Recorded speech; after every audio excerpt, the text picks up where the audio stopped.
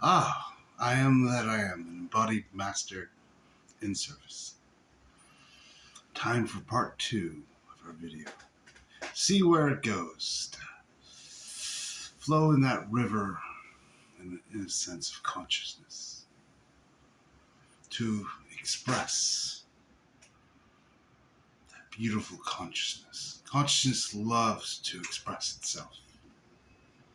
It loves to create, to play. It's very almost childish in that way. So let's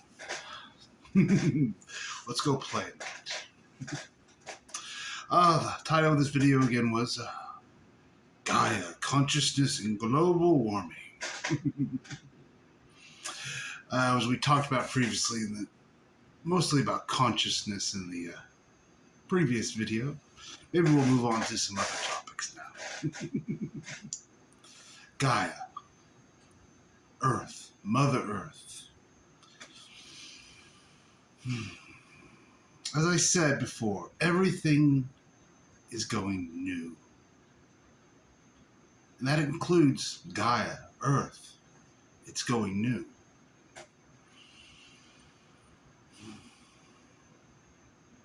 Yes.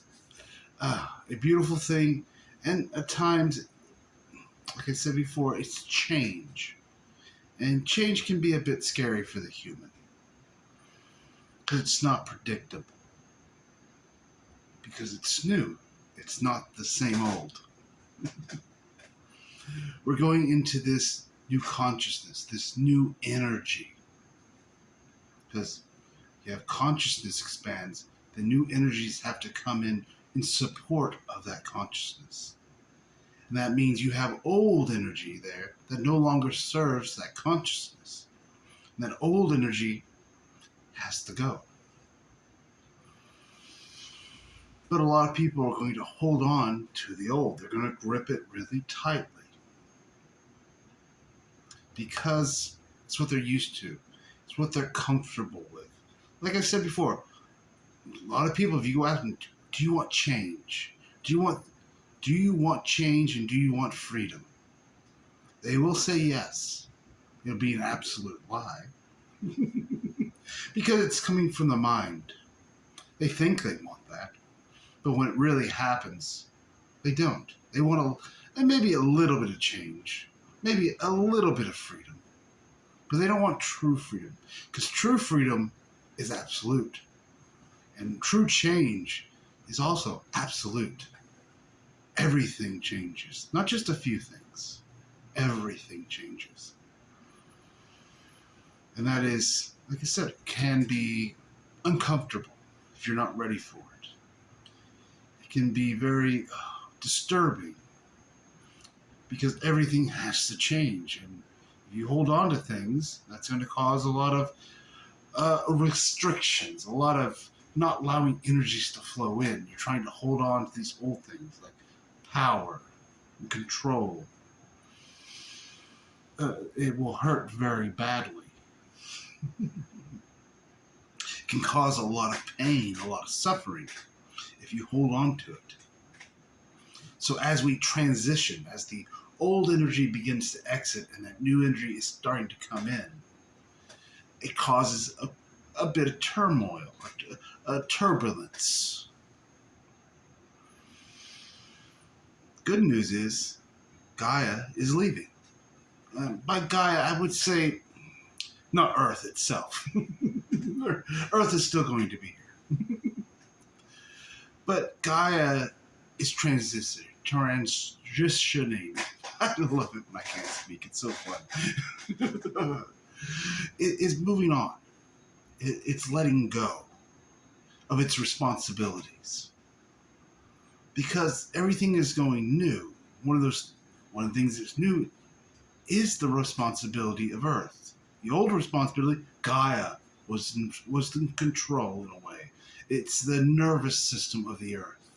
It's this energetic grid. You can see it almost like ley lines is one of the representations of that.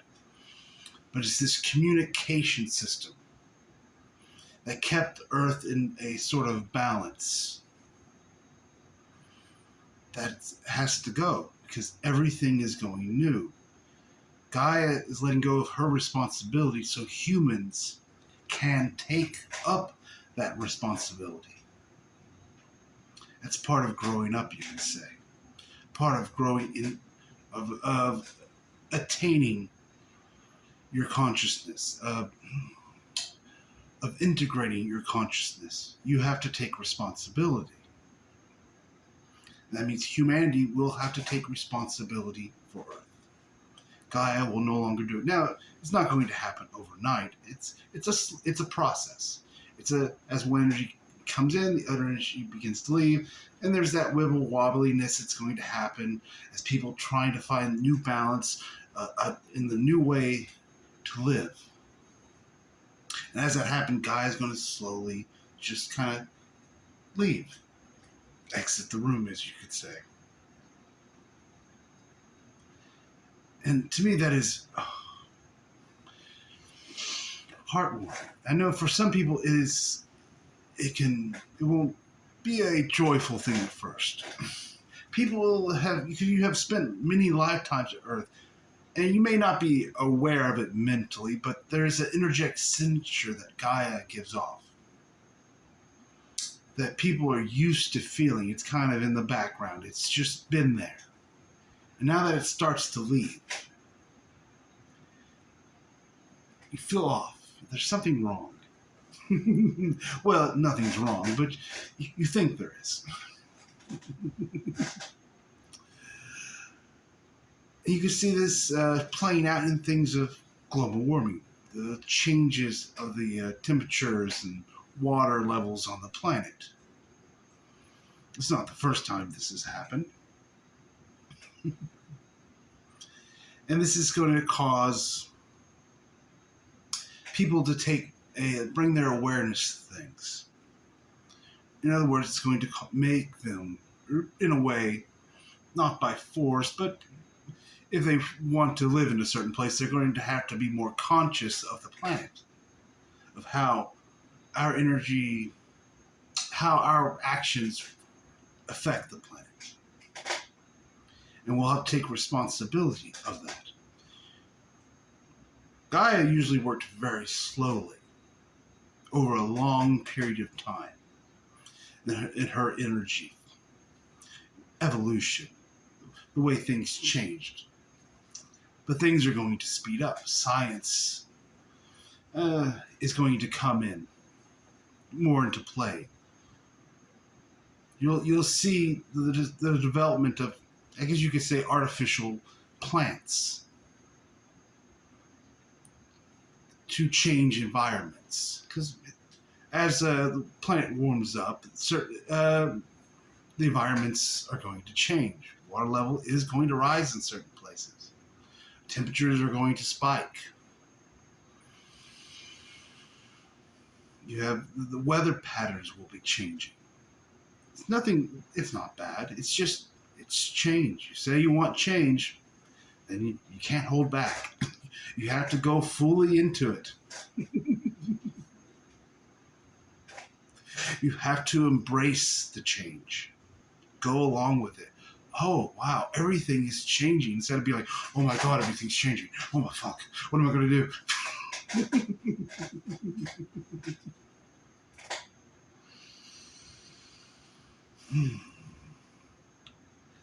That's what it is to go new.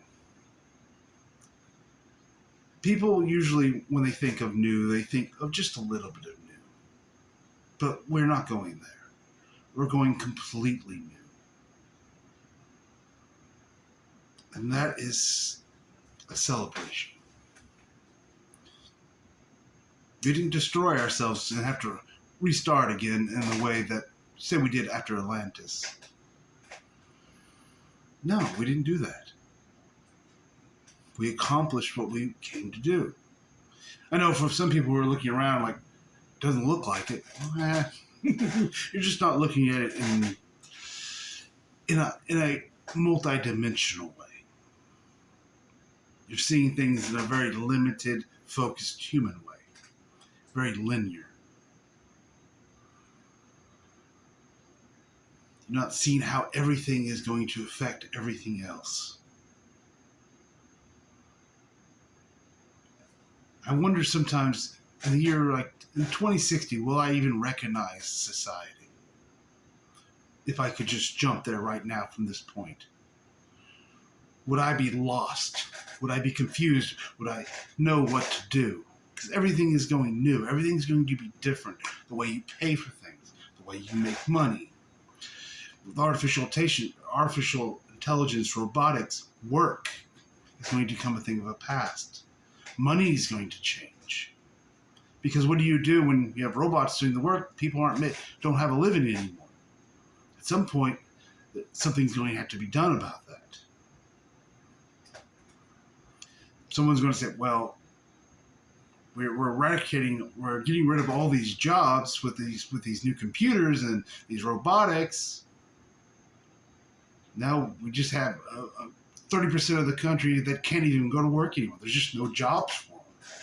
Something's going to have to be done about that. Everything's going to go new. That is the celebration. That is the thing to embrace.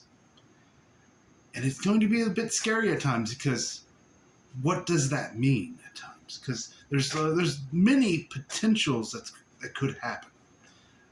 It's not just one thing. There's not like, oh, this is what's going to happen. I can't tell you that.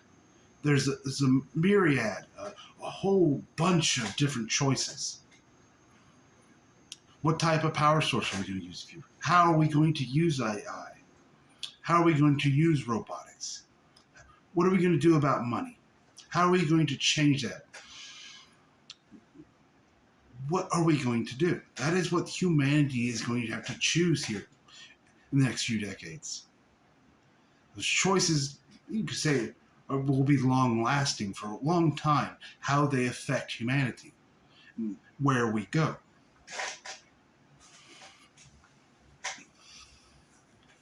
So that's why consciousness on this planet, those who are conscious, those who are open to the multidimensionalness of themselves are very important. To bring in those new potentials, to bring to awareness potentials that people otherwise in their focused mental capacity would not see. It's not here to do it for them, not here to make the choices for them, or to go, oh, you made the wrong choice. No, not here to do that. Not here to take sides. Just here to shine a light onto potentials, onto different ways of doing things. But at the end of the day, it's humanity as a whole who are going to choose. It's going to be interesting. Different countries are going to choose to do it in different ways, and how that interacts with each other. It's a very exciting time to be on the planet, but it's also a time of great anxiety because, like I said, it's new, and most people on the planet truly fear new. It's a time where more freedom, more consciousness will come into the planet. And it's just, I want you to feel into that. The changes that are on its way. They're already happening. You see it in day-to-day life. It's already starting to manifest. It is just going to get more potent. The more that you say new energy comes in, the more consciousness comes in, it opens up, the more the new energy has to come in to serve that consciousness. Because that consciousness is going to radiate and it's going to attract energy. It's just simply how it's worked. It radiates and that energy comes in service for that. So as consciousness expands, change must happen. And then the old energy, I have to put a lot of effort, a lot of work, a lot of power and control into things to get things done, that energy has to go away because it's no longer in service to the planet, to its consciousness. And people are going to fight and hold on to that at times. It's going to be a really interesting thing to watch. That's why I say a master stands behind the short wall. They just watch. They see what's going on. They do not take part in it. I think as I became a master, I had to step back from it. I'm no longer energy in the way that I thought I was before. I'm a conscious being now, really. Awakened being. I know myself. I am that I am. So I no longer play in the games that others play in. I'm more here as an observer and as an experiencer. I get to experience this change. It's how I see it, at least. Oh, I'm truly excited. Yes, it's going to be messy at times. It's downright messy at times. You'll see people fight over the silliest things. But at the same time, we're going to see more people come to that, oh, there's another potential. There's the and of things. It's not Republican or Democrat. It's not black or white. It's in the and. It can, neither Republicans or Democrats, or from my perspective, are correct. They're just two sides of a coin. In some ways, the Republicans are right, and sometimes the Democrats are right, but neither one's right all the time, because they're just two sides of a coin, so they're both just half-truths. Neither one of them is the truth. And I guess no political party could ever be that absolute truth. So maybe it's better just to have more freedom and more choice, and let people decide for themselves. The truth for themselves, instead of trying to control everything. Yeah. That's my preference. But we'll see how humanity goes. No matter which they choose, it's going to be better than what is right now. So you can at least have that comfort.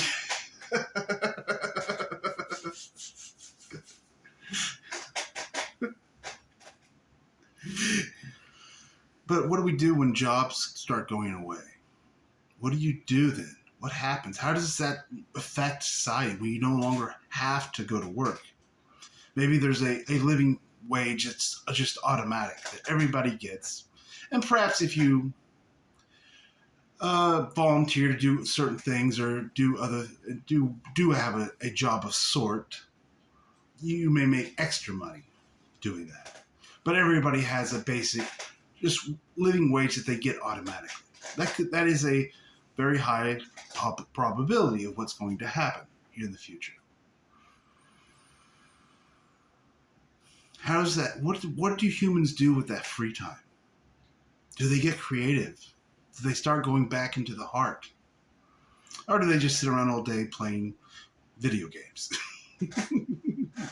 Interesting thing to watch and see what happens. How they take that freedom of time. Because humans have never really had the freedom of time.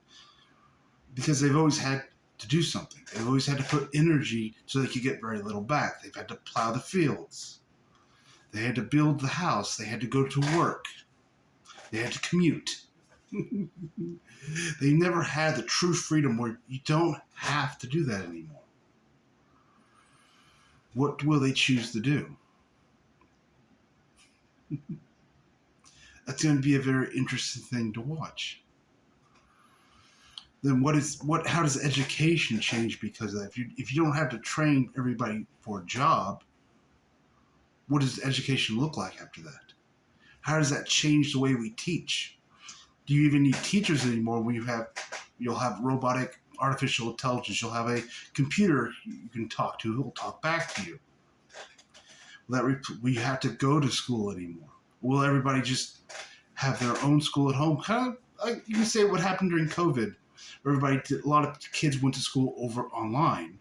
But now instead of going online and talking to a teacher who's at her house, perhaps there's an artificial intelligence of some sort that you speak with. It's private. It's just for you. How does that affect humanity? A lot of changes are going to happen. You don't have to pay for power anymore. Or, maybe it's not even power anymore. It's more passive, free energy. It's just there. How is that going to change society and what we do? You have things like, what is that called? 3D printing.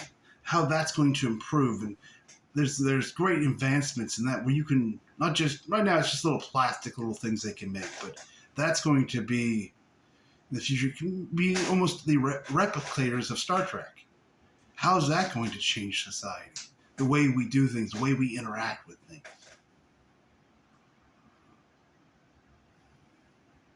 The potentials are huge. We are right at the doorstep of it. It is all about to happen. Not tomorrow morning, but it's here in the near future.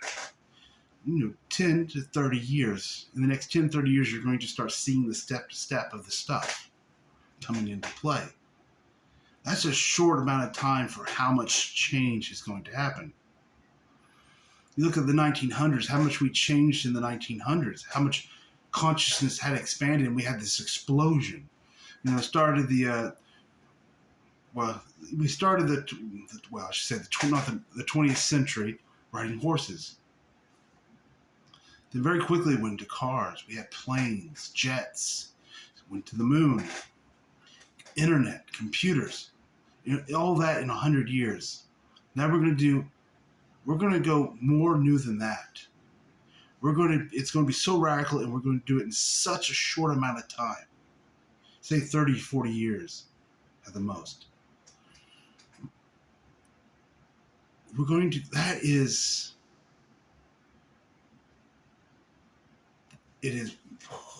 mind doesn't understand it.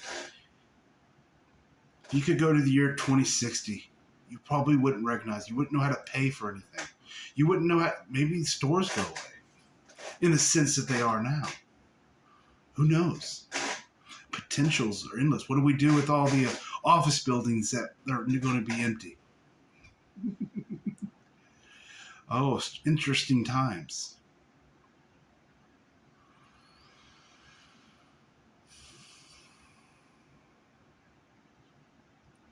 To go new, to go into radical change. It's going to scare the bejesus out of most sleeping humans. It's going to be a lot to take in a very short amount of time.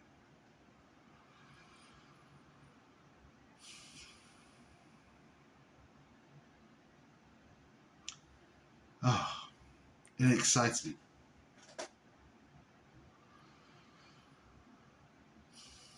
Gaia's leaving.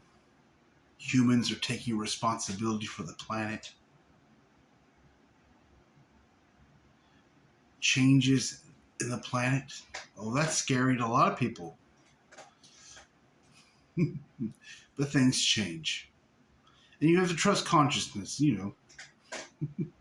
It's going to move you where you need to move to at times. The probability of people leaving cities, going into more into the country. What kind of communities are they going to create when they do that?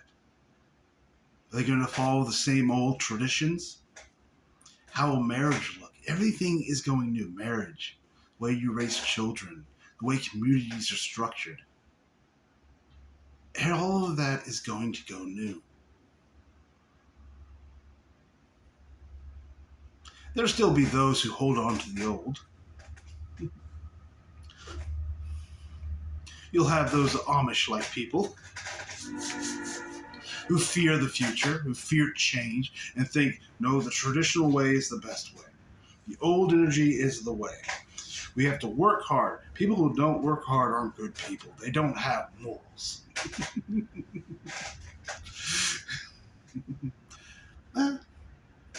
That's okay. There's enough room on the planet, for at least at the moment, for both. But I've talked before, Gaia is going new. Humans themselves are going to go new. We call it the transhuman. But not in the mechanical sense. You're going to have two versions of the transhuman. One's going to be, yes, people are going to go more. There's going to be those who choose to go into the mind even deeper. They're going to use microchips. They're going to use computers. They're going to use virtual reality. Then you're going to have those who choose, I guess you could say, the spiritual path, who choose the new human, the neo-human, that transhuman of bringing in the soul and that I am, bringing in their consciousness. So you can say, in a way, humanity is going to kind of take two different paths. One's going to choose technology. The other's going to choose that organic, natural change. Let go of the mind and go into the heart. Bring back their soul, their consciousness.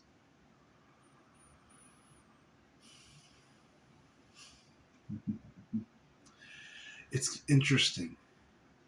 It's a very interesting time to feel into. That's why I'm here. That's why I want to be here. To have the experience, to be here, why it's happening, to watch it.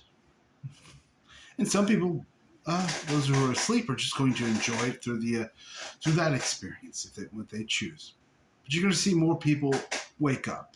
It's not going to be everybody. It's still probably be a small percentage of the planet comparatively. Because with all that time off, all this thing, people are going to have. You don't have to go to work. They're going to start going within. It's one thing that's going to happen. You'll have different people. You'll have people, yes, who go into computers and go into virtual reality, and that's what they'll spend their free time on. And there'll be those who go within themselves, who start to get creative. Don't have to go to work. Oh, well, I can start a garden. I can paint. We already saw that a bit with COVID. You had the two ways of doing things usually. Did you get creative? Did you take that time and explore yourself? Give that time to yourself and express it? Or did you sit there and play Grand Theft Auto for 14, 15 hours a day? Or I guess Fortnite's the popular one nowadays. I never played it.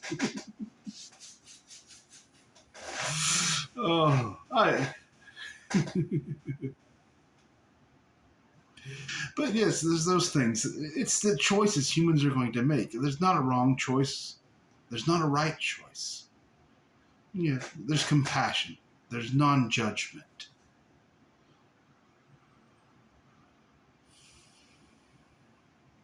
You're not a bad human if you choose to plug yourself into a computer. It's a way of experiencing reality. It's a new experience. The human loves new experiences. But for an awakened person, for someone who is more conscious, it'd be more uncomfortable. It won't jive with them usually. Have that harmonic signature that they just go with.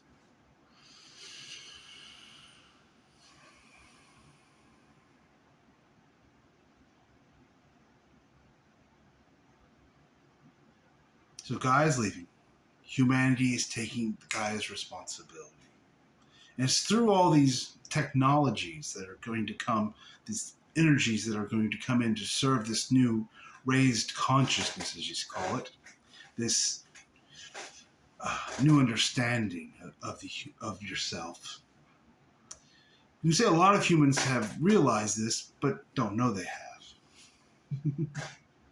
It's a strange thing the way consciousness sometimes works. Not very linear. You can raise your consciousness here, and you'll still think you're right here. It's an illusion, but it lets you continue on with the story. As people will think, I need to raise my consciousness to get there. No, really, your consciousness has already gone there. That, or you would never have even be able to be aware of it. It's just, you need to stop. You just turn off the blockage, get out of the mind. Oh, and then you realize, oh, it's there. My consciousness has expanded. I didn't have to work at it. It happened naturally through my experiences. It didn't matter about all the pain and all the suffering and all the torturing of myself I did. Consciousness doesn't really even understand that.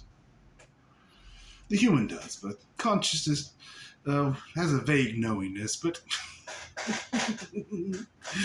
doesn't really take doesn't care in a way, because it doesn't take a side. It doesn't choose, oh, pain's good or bad. It doesn't really care. It's the undifferentiated. It does not judge. Has no judgment on anything. It is completely and fully accepting of everything. The human wants to go around torturing itself. The soul is like, okay, if that's what you want to do. When you want to do something different, just let me know.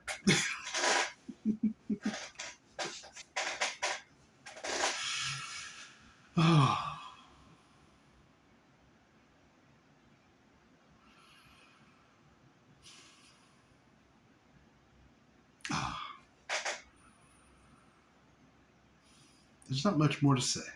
It's quite simple. The time for humanity to take responsibility is coming. To no longer, to come back to their sovereignty. And that all has to happen first on an individual basis. Individuals will take their sovereignty. We're not here to do it as a group or all en masse. There's many humans on this planet who maybe only lived 2 or 3 lifetimes. Who am I to say, hey, that's too many lifetimes. Now you have to have your enlightenment. That would be no compassion in that. I've been on this planet for a long time. I've lived over 1,600 lifetimes. I don't know if I'm even proud of that. That's a lot of goddamn lifetimes. Why am I still here? I ask myself, why did it take so long? Why did it take so many? Did I love torturing myself?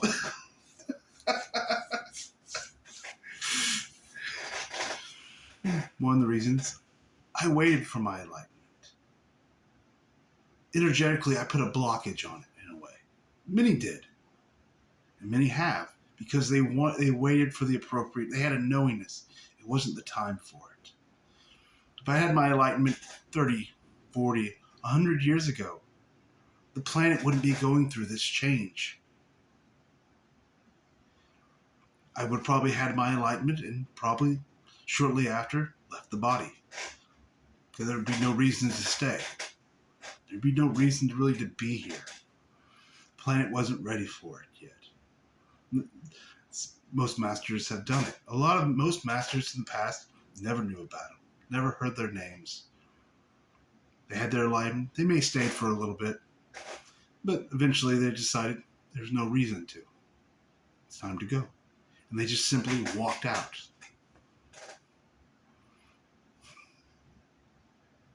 So that's one thing you'll notice when you will be asked in a way. At least I was. The question came to me when I had my realization. Do you want to stay or do you want to go? I didn't really understand it much from the human level at the time. I remember sitting there and feeling into it. Part of me wanted to say, oh, I would love to leave. But I had that nost, that knowingness, that heart song that said, no. I want to stay. My true desire is to stay. And so I trusted it. Even though being human is difficult at times. It's harsh reality. It's uncomfortable. You have to eat, you gotta poop. You gotta pay bills. But that's nothing compared to the beauty that's truly here at the moment. the grandeur of it. You could say many of us have been waiting a very long time, 1,600 lifetimes, you could say, for me, for this time period to come around. Waiting for a very long time, keeping drawn back into this planet over and over again, being reincarnated. Oh, fuck, okay, go back to Earth again, fuck. A lot of those lifetimes were very boring lifetimes, truthfully, because you don't need to live that many lifetimes. You really don't. That's why I say I don't really see it as a badge of honor.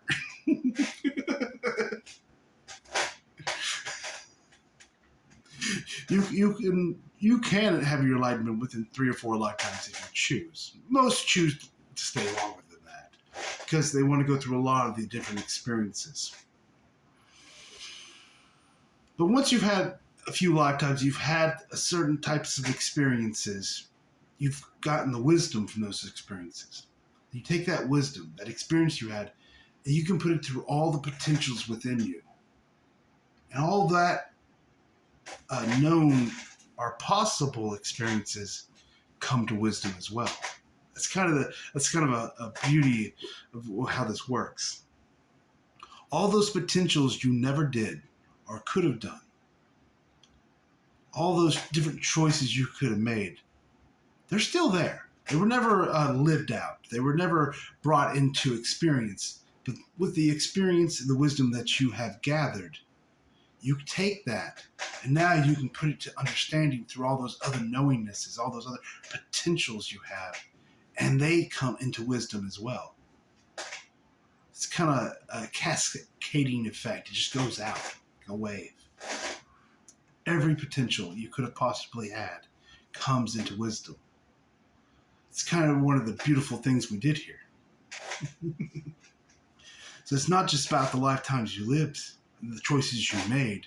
It's about all the things you never did. All that comes and gets integrated as well. It comes into life and comes back out as new wisdom for you to experience.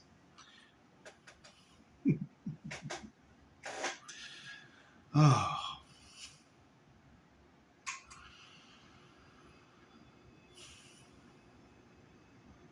I'm going to thank you all for watching, bringing your consciousness into that, for being on this planet.